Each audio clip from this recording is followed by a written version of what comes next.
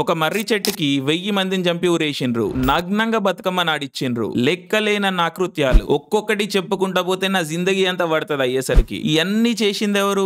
నిజాములు and తర్వాత వచ్చిన వాళ్ళ తొత్తులు రజాకార్లు. ఈ చరిత్రకి పుస్తకాల్లో పెద్దగా గుర్తింపు లేకపోయినా ఈ వాస్తవాలు ఎట్లా నిలబడ్డాయి అంటే అది కల్చర్ గొప్పదనం. కథల రూపాన, పాటల రూపాన ఒక తరం నుండి ఇంకో తరానికి ఇన్ఫర్మేషన్ పాస్ అయితా వచ్చింది. కానీ ఆ నాలెడ్జ్ ట్రాన్స్ఫర్ అనేది ఈ మధ్య జరగట్లేదు. అందుకే నాకు భయం అయితా ఉండేది. అరే ఏంది అసలు ఇది, ఇంత త్యాగం, ఇంత కష్టం అట గాల్లో కలిసిపోతుందా అని. ఈ ప్రాసెస్ లో వచ్చిన మూవీనే రజాకార్. 2.5 గంటల్లో చెప్పగలిగే కథ అయితే కాదు ఇది. కానీ మూవీ ఒక గుడ్ అటెంప్ట్ మాత్రం ఇవ్వగలిగింది. అండ్ అన్నిటికంటే ముఖ్యంగా ఒక హిస్టారికల్ డార్క్ పీరియడ్ పైన లైట్ అండ్ ఫోకస్ చేయగలిగింది. నేను ఒకటే చెప్పగలుగుతాను, చరిత్ర అనేది చాలా విలువైనది అండ్ ముఖ్యమైనది. ఎందుకంటే జరిగిన మంచిని గుర్తు చేసి మంచినే ప్రేరేపిస్తుంది. అండ్ జరిగిన చెడుని మళ్ళా జరగకుండా నివారించే పనిల సాయం పడుతుంది. So Razakar a must watch. జై హింద్.